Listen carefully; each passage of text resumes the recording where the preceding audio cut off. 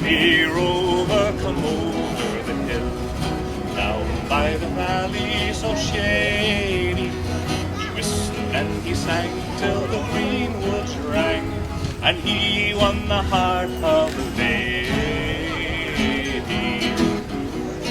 Wa-dee-doo, wa-dee-doo, wa-dee, wa-dee-doo, wa-dee-dee.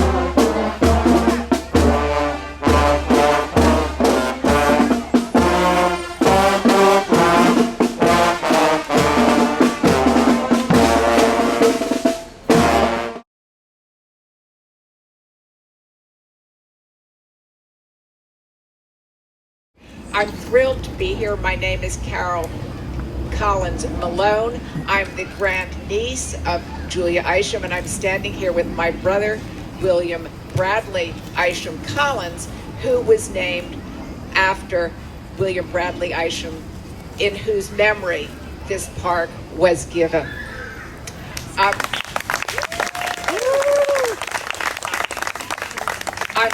I'm wearing on my lapel a metal button, which is you really can't see from far away, but it says the Isham Park Celebration, September 28th, 1912.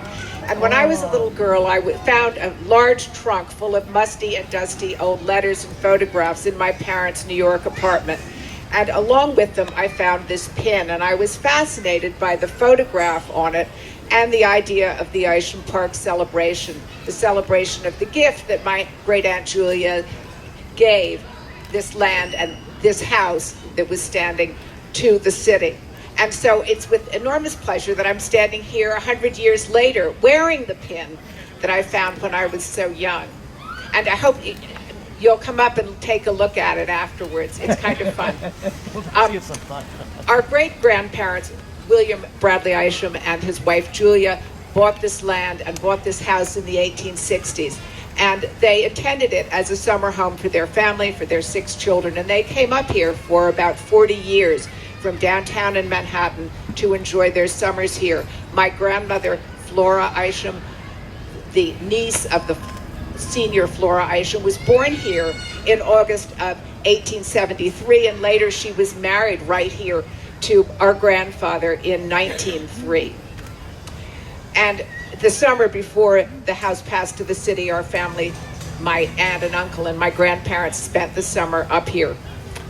It's inspiring to see so many people here today, to see the work that you all have done, particularly the volunteers under the leadership of Pat Courtney, Mr. Robinson. We were here in the 1960s as children, and the benches were broken and the park was in disarray, and it was very sad. So we can really appreciate the enormous amount of time and energy that has gone into your stewardship. If my great Aunt Julia were here today, I can't imagine how thrilled she and her family would be to see all of the work that you have done. She was a very modest person, Aunt Julia, and I have a feeling that if she were here, she really wouldn't want to be recognized. So it's especially pleasing to see that you've made this great effort. The granite benches below the rise over here are inscribed with sayings, and one of them says, "In that mansion used to be free-hearted hospitality." So it's with special pleasure that we are accepting your hospitality here today. I'm Jonathan Bates. I grew up here in Isham Park, over here at 10 Park Terrace East, apartment 3E. My bedroom looked out onto Bruce's garden, although Bruce's garden at that time didn't exist. It was just beaten earth and very large trees like this one. That was the typical tree. And of course they're getting old, so they have to be replanted. There were more paths in this park, more benches, and there must have been at least 15 boys my age growing up here. We didn't play with the girls, so I don't know how many girls there were. And then there was a long, thin path that went down here. They've taken that path out. Now the thing to remember is that right over here, past those benches, was where the greenhouse was. And then down by these two rocks, past the trees here, was where the potting shed was. And all of this area here, just past this little pathway, was garden. And there were two gardeners assigned to Isham Park. One was Scottish.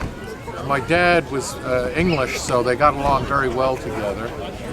And it was still very much maintained. Then gradually through the 60s, it just faded out, and it wasn't really until the end of the 60s and the start of the 70s, long after I had moved out, that the park came back. So it's wonderful to see the park now with lots of people. It's in great shape. I recommend everybody to move here. It's paradise for kids to grow up in, because you're basically growing up in New York City across the street from nature. And basically, where Bruce's garden was, I was told by the old timers that this was the original woodlot of the Isham mansion. And because of that, the trees that were there were the original trees. So it was the last remnant of the original Manhattan, the original wilderness. So in my resume, I say I grew up in New York City across the street from a wilderness. On all of the stormy seven seas, I have sailed before the mast, and on every voyage I ever made, I swore it would be my last. So I'll sing farewell to Carlingford, and farewell to Greenock, and I'll think of you both day and night, until I return once more, until I return once more.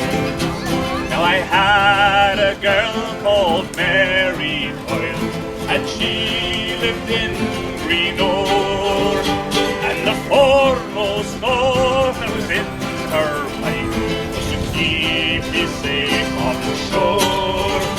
So I'll sing farewell to Carlingford, and farewell to Greenock, and I'll think of you both day and night, until I return once more, until I return once more.